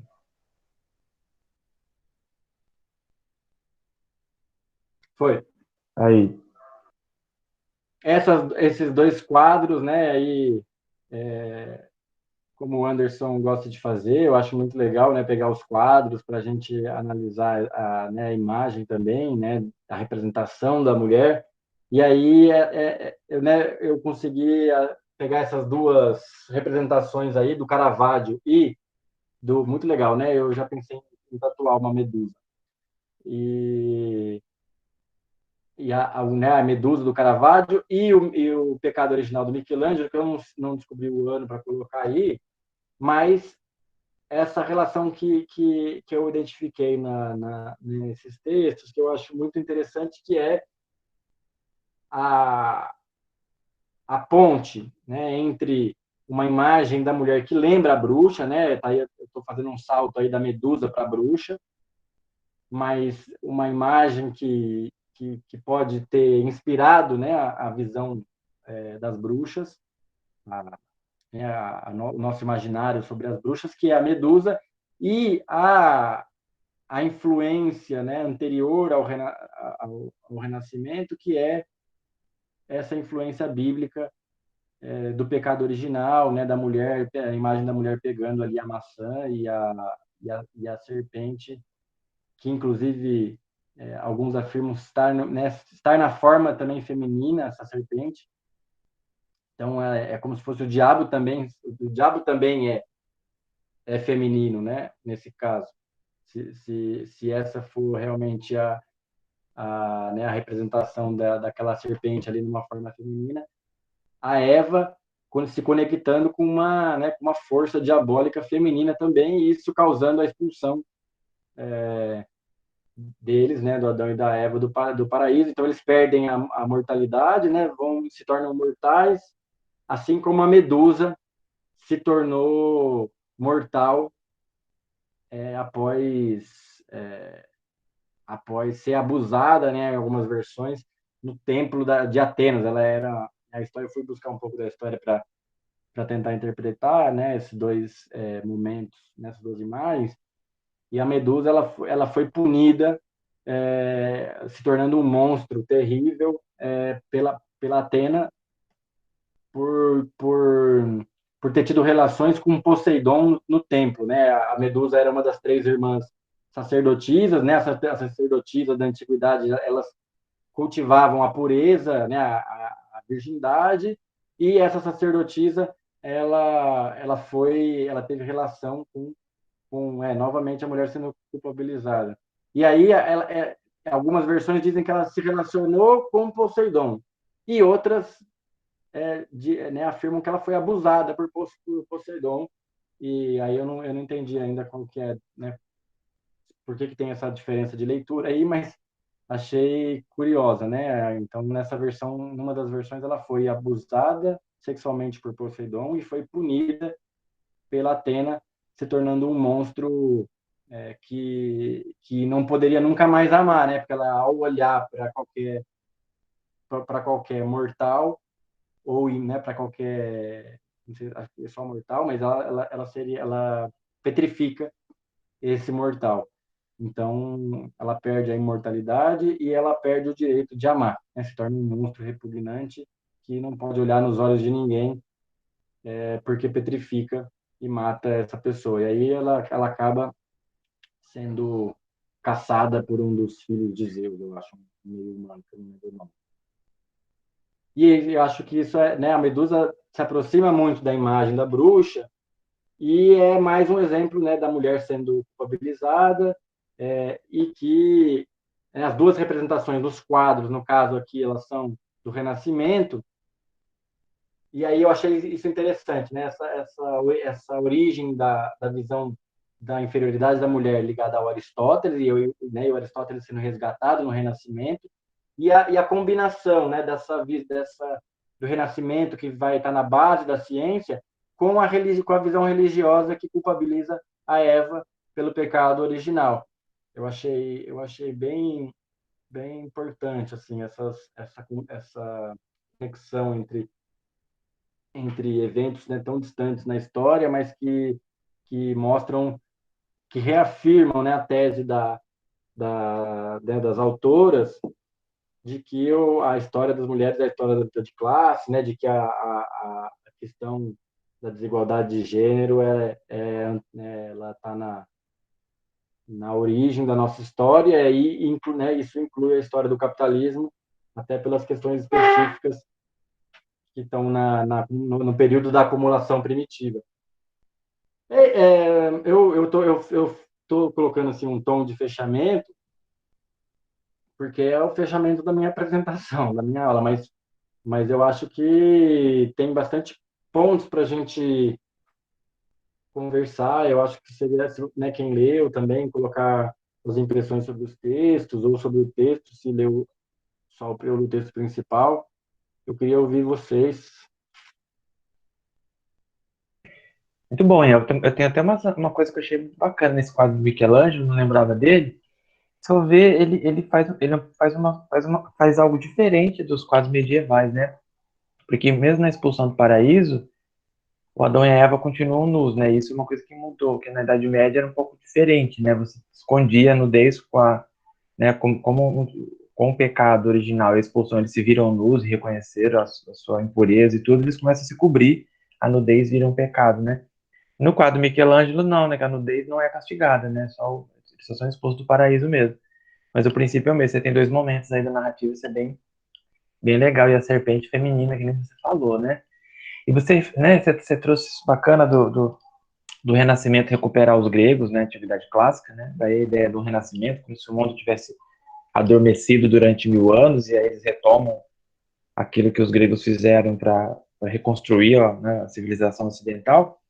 E daí eu lembro que a história é muito cíclica, né? Porque, né, você falou nos momentos também de como a Revolução Francesa, a noção de progresso, o próprio iluminismo, né, vai ser muito masculino. Não é à toa também que os neoclássicos, os revolucionários franceses, né, a enciclopédia, todo mundo lá, os iluministas, vão retomar também os valores da antiguidade, né? Tanto que na pintura chama neoclassicismo, porque vai recuperar tudo de novo, aquilo que os gregos, os romanos fizeram, depois os renascentistas, né? E não é à toa que eles vão ter, né? Quando eu mostrei no começo do curso, por exemplo, aquela imagem que eu sempre mostro, que é do Juramento dos Horácios, né? Que é um quadro revolucionário, né? Que inspirou um monte de gente a lutar pelos valores da revolução, mas é um quadro que é isso, né? Coloca a mulher num lugar muito específico, né? Mesmo que a mulher tenha participado da revolução de várias maneiras, para esses figurões aí né, os jacobinos aí mais radicais, que o Davi era um, você vai ter a mulher num lugar muito específico da história, né?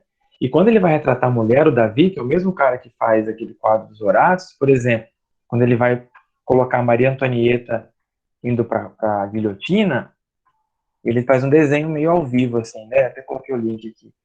Ele vai fazer essa Maria Antonieta como uma bruxa mesmo, né? O desenho que ele faz, o esboço, é muito relacionado também à ideia de uma mulher, né, de características, né, que não é o tipo de representação que a Maria Antonieta cultivou na corte, né, daquela ostentação barroca, né, rococó. Então ele vai assim, vai ser a meu ver, é uma postura, né, pode ser meio anacrônica como eu vou falar, mas é misógina também, né?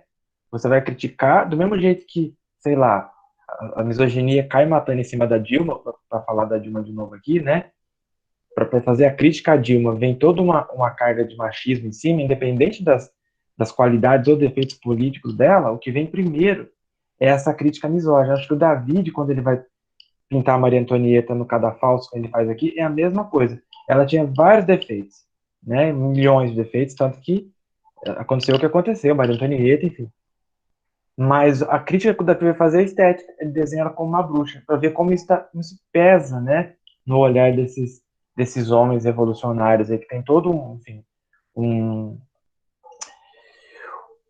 um valor, um virtuosismo da transformação, enfim, é isso, né? A gente acompanha o movimento da história, as coisas que aconteceram, mas as mulheres sempre ou estão por trás, escondidas atrás desses figurões, ou elas, quando elas reagem, elas são bruxas, elas são tudo, né, tudo isso que você colocou aí, né? Tem toda essa carga negativa e misógina em cima delas para desqualificar. Então, a desqualificação feminina geralmente é no nível mais pessoal do que político. Não sei se vocês, o que vocês acham, né, disso, mas acho que o Ian trouxe a coisa, me fez pensar essas relações que a gente pode pensar em vários momentos da história.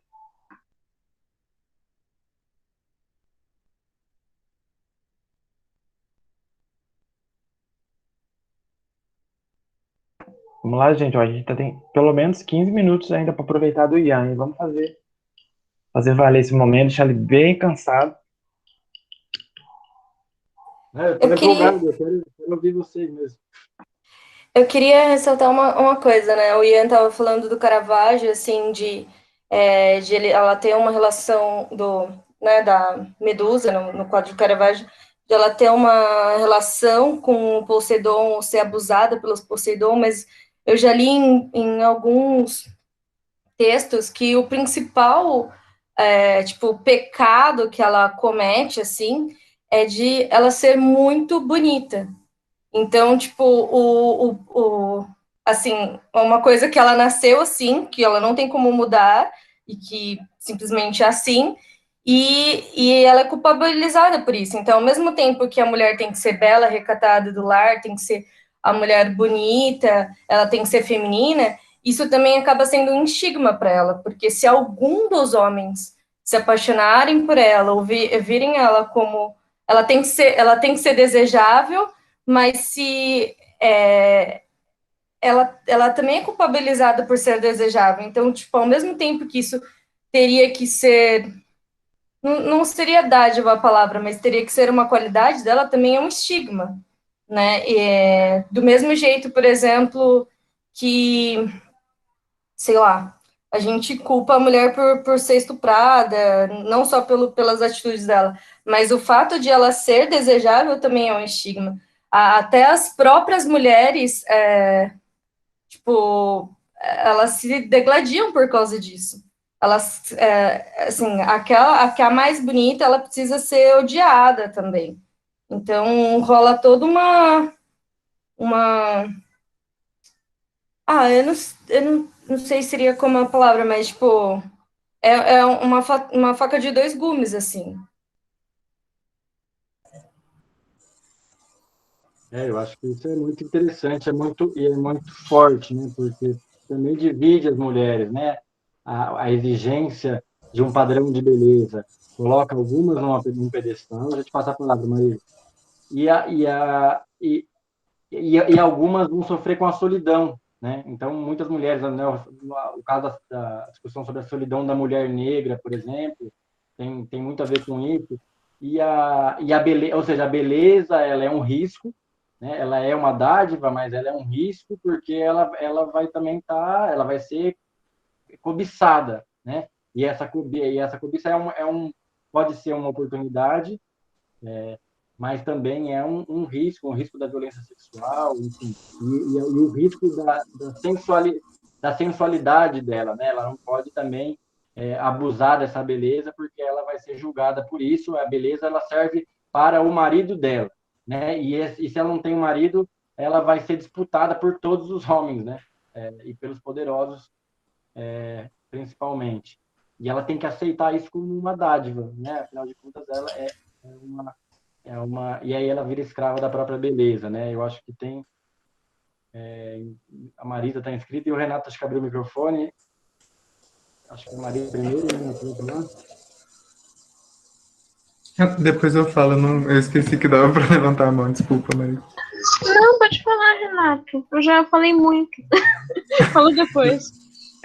Eu ia falar porque, tipo, no começo de 2020, quando começou a quarentena, eu vi uma live de uma egiptologista que ela tava falando sobre a Cleópatra, né? Que a Cleópatra, ela pensou, ela era muito inteligente, ela era uma estrategista que estudou por muitos e muitos anos estratégia, etc, né? Mas quando a gente estuda ela e vê as imagens o que a gente vê das imagens historicamente dela hoje, é que ela teve muito poder e foi uma grande faraó, né? Porque ela era muito bonita. E estritamente isso, ela era muito bonita, ela não era nunca tem nada além disso, né? E daí eu lembro que quando eu vi essa live eu fiquei muito em choque porque eu nunca, eu não sabia que ela sabia falar mais de 12 línguas, a Cleópatra, né? Tipo, um monte de coisa assim que é totalmente desvalorizado porque a gente atribui ela só teve sucesso por ser muito bonita, né? Tipo, não tem nada que saia desse escapo, né? Tipo, dá pra gente pensar isso em muitas mulheres da história que a gente conhece, né? Principalmente mais da Idade Antiga, mas é muito doido, né? Isso é um negócio que eu queria trazer. Renato, só um parênteses. Eu sei que tem um monte de pessoas com o coração erguido, mas é um gancho como que você falou dessa coisa da beleza, que é uma coisa muito contemporânea. Essa coisa da beleza ser um referente para o julgamento das mulheres. Igual a Luara colocou, né?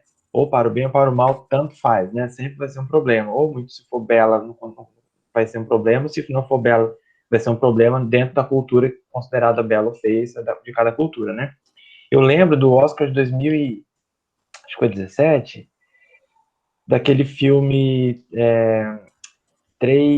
como é que é? Três Anúncios para um Crime, que é com a Frances McDormand, que inclusive ganhou o Oscar de novo agora, antes de ontem, muito merecido, o filme Nomadland. Ele é ótimo, uma atriz excelente, né? E eu lembro desse Oscar, foi um Oscar muito trágico pro Rubem Edvaldo Filho, tanto que ele, enfim, morreu, né, infelizmente, mas ele era muito problemático, aquele crítico de cinema. Ele cometeu muitas gafes nesse Oscar. Uma das gafes foi com a atriz trans, né, que ganhou o Oscar de filme estrangeiro na época, um filme chileno, que ele foi falar, eu esqueci o nome dela agora, me fugiu, Daniela alguma coisa, Daniela Vegas. Daniela Vegas ganhou o Oscar da atriz, né, ou do melhor filme estrangeiro, ganhou, ela estava como atriz, mas o filme ganhou o Oscar, ela foi receber, e ele foi apresentar ela e falou, na verdade, nossa, uma mulher bonita, mas na verdade é um rapaz, tudo daí já na internet veio abaixo, o cancelamento nem estava muito na moda ainda, mas ele foi super cancelado. E da atriz, Frances McDormand, que fez o filme na época, ele falou assim, então, ela tem um papel interessante no filme, mas veja bem, ela nem é uma atriz tão bonita, né, que essa senhora, o que ela traz de...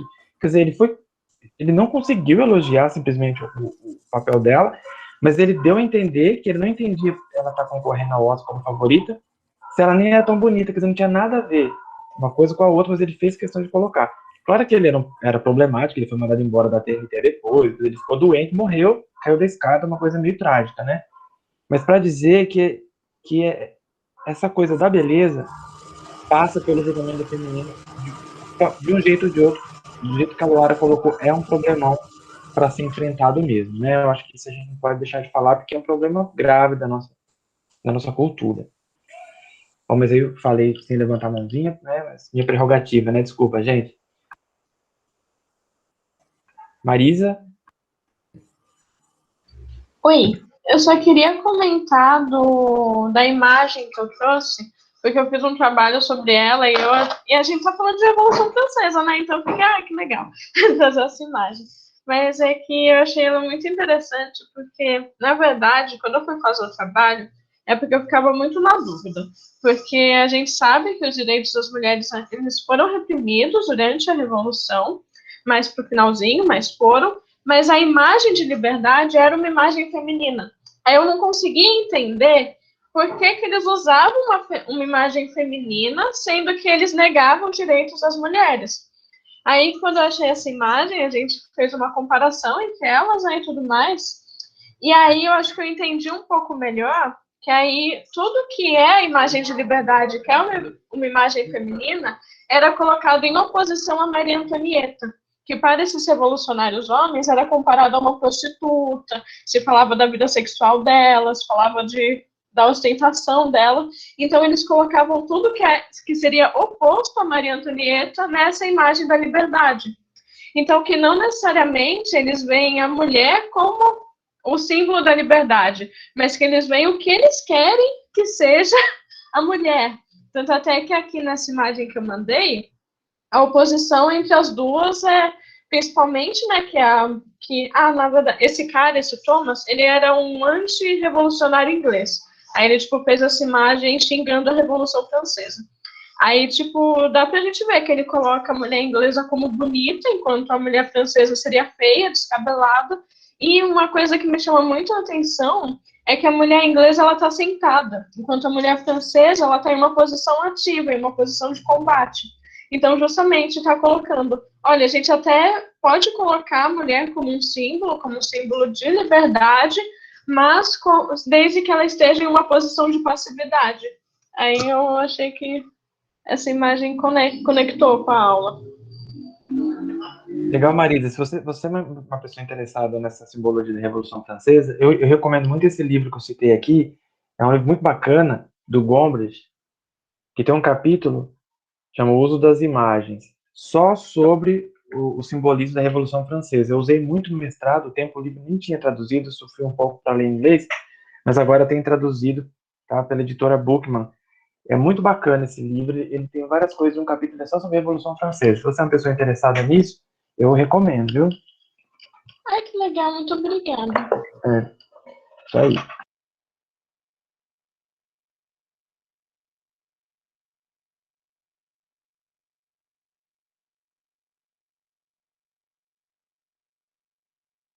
Mas, gente, a gente tá quase acabando, né? Nós vamos até às 4, dá para passar uns minutinhos, mas é por aí. Quem quiser falar, fale agora, o cálice até a próxima aula daqui 15 dias. Eu escrevi aqui enquanto vocês não falam, também, né, o Ian fala que ele fala, mas o professor é assim, a gente nasceu com esse talento de falar sem parar, né? A coisa da Cleópatra também, mas no caso da Medusa ter sido não estuprada, eu acho que isso varia de quem contou a história, os mitos têm mil maneiras de contar, né? Eu estava lendo um livro sobre deusas, o que tem de relatos diferentes sobre as mesmas deusas é muito difícil de acompanhar, né? Tem muito relato oral que vai sendo recuperado, é uma loucura.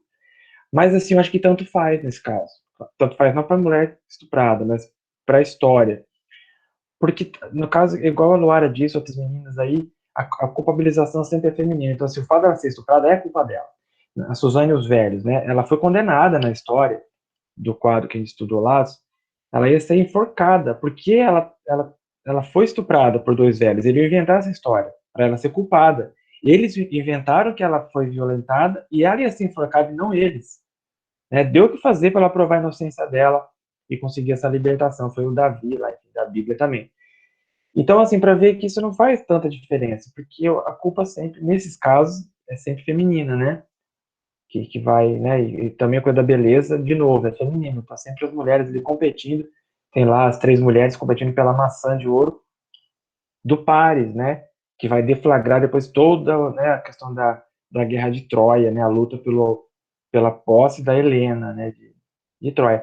Então, assim, é difícil a mulher na história escapar dessas sinucas, né?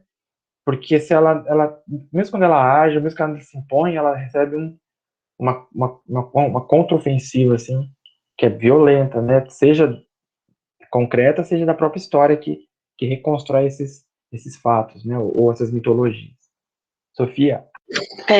O que você falou da Guerra de Troia me lembrou um documentário que eu estava vendo mais um podcast de uma moça que é antropóloga que eu sigo, o canal do YouTube dela. Ela estava contando a história que, se você olhar na Guerra de Troia, na história, tem uma parte que tá, tipo, os deuses se reunindo, a Afrodite, ela tá lá ajudando o lado dela da batalha, e os deuses falam alguma coisa de que, o campo de batalha não é lugar para uma mulher, ou não é lugar para uma deusa como você, coisa assim. E, tipo, é muito estranho ter essa frase, porque essa frase é meio que, sabe aquela coisa soa que tem um contexto histórico por trás? Qual era a questão? Na verdade, antes da Afrodite ser o que a gente conhece da Afrodite, digamos, que é aquela deusa do amor, no máximo, pior que ela é, tipo, ciumenta das pessoas serem mais bonitas que elas, há indícios que ela veio de uma outra deusa. Alguns põem o nome de Ishtar, eu acho que era o nome da deusa, mas eu não lembro se essa é exatamente que ela originou. Que sim, ela era uma deusa da fertilidade, mas também era uma deusa da guerra. Só que quando foi para a sociedade romana, ela foi primeiro em Esparta, que aí, tudo bem, fertilidade, guerra, tá aí. Mas quando foi para o resto da Grécia, eles olharam aquela parte da guerra e ficaram, não, mulher não. E Melhor aí, não, né? e por isso que tem essa frase na história, para falar, tipo, não esquece essa parte dela. Não existe mais. Então, essas histórias têm releituras, a gente tem que ficar muito atento aos relatos de mitologia, porque tem 1000 reinvenções, né? Tem muitos detalhes, né? E essa é interessante porque a sociedade, né? A sociedade antiga, né? Na Grécia antiga, ela está, né, entre as primeiras civilizações. Então, se a gente pensar, né, na questão da origem da propriedade privada e do Estado, né? E das sociedades anteriores, né? Comunitárias.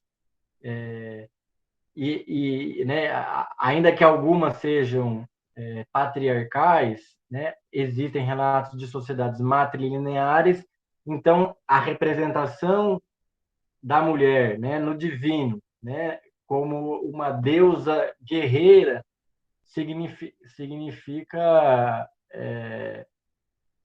também a possibilidade disso ser uma representação de uma sociedade em que a mulher ela é guerreira e ela não submetida aos homens, né? Ou ela é a liderança, né? Ela é pela linha materna, ou uma igualdade, né, entre os gêneros que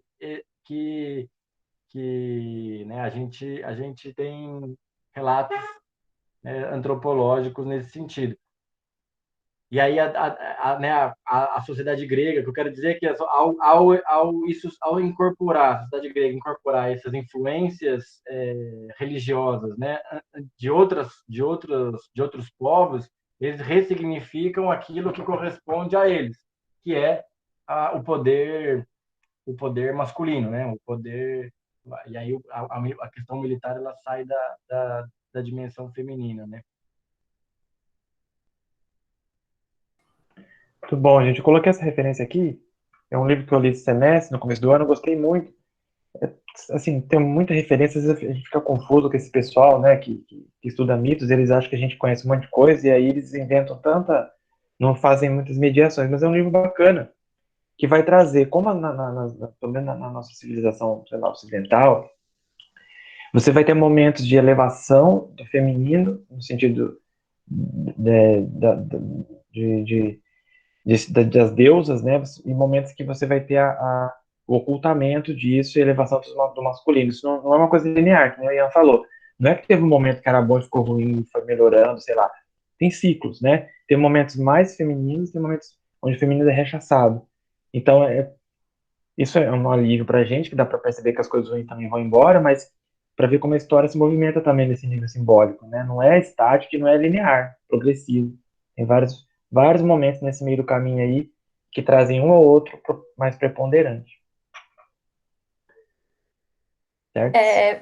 Eu queria falar, ajudar, retomar a parte que o Renato tinha falado sobre a Cleópatra, de ser super, hiper, mega inteligente e ser toda estrategista, mas no fim, todo o mérito dela é não só pela beleza, mas, por exemplo, assim, na sexualidade dela, pela liberdade sexual dela. Então, tipo, por ela poder se relacionar com vários homens poderosos, então, digamos que ela é a manipuladora, tipo, ela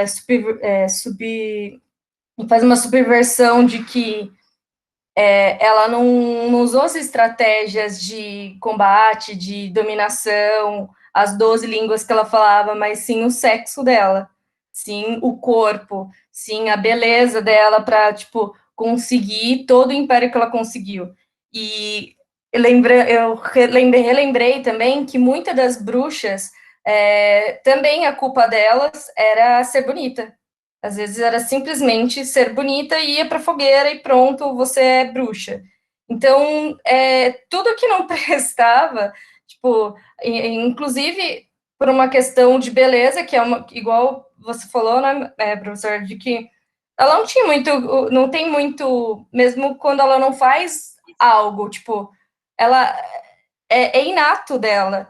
Ela é culpabilizada por isso. Então, tipo, mesmo quando ela não tem uma ação como uma Cleópatra, ela é culpabilizada. Sempre. Só complementando o que você falou, Laura, não só ser bonita, a questão das bruxas, mas também era ou ser bonita ou ser não quista, digamos, pela sociedade. Teve um homem muito famoso no mau sentido por ter condenado muitas pessoas como bruxas. Eu esqueci o nome dele. O apelido dele é Witchfinder General, é o general achador, caçador de bruxas, seria a tradução. A primeira vítima dele foi uma mulher mais velha, uma idosa de uma vila, que assim, o pessoal não gostava dela, tanto que todo mundo já acusava ela de ser bruxa antes de qualquer coisa, e era alguém que a vila precisava cuidar de, porque ela era uma mulher idosa e uma mulher que não tinha uma das pernas. Então era tipo, você não pode ser bonita demais, mas você também não pode ser, entre aspas, um fardo barra rude demais, porque de qualquer forma você vai ser condenado. A beleza, desde a Grécia Antiga, está associada ao divino, né? E aí, no caso da mulher, ela acaba sendo também uma prisão. Mas você me lembrou, né, do caso dos deficientes físicos, né? Pessoas com alguma deformação física que, que eram associados ao diabo. A mulher está associada ao pecado e também pessoas deficientes intelectuais e físicos também são associadas aos demônios, ao diabo, né?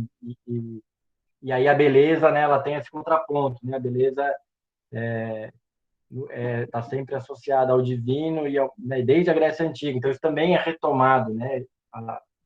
Né, no Renascimento essa associação, né, entre a beleza do corpo, né, e o ser divino. E no caso da mulher é um divino, né, para a serviço da beleza, a serviço do masculino, né? A beleza feminina ela sempre está a serviço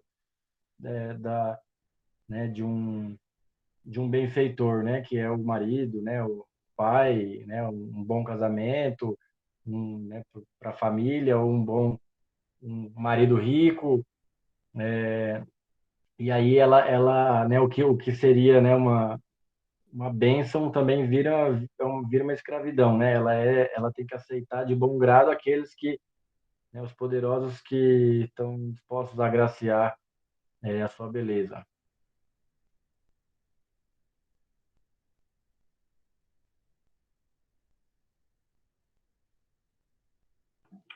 Muito bom, pessoal. Olha só, então estamos chegando no teto aí da nossa aula com o Ian, já usamos bastante dele, né? Já abusamos da aula dele. Ian, excelente aula, hein?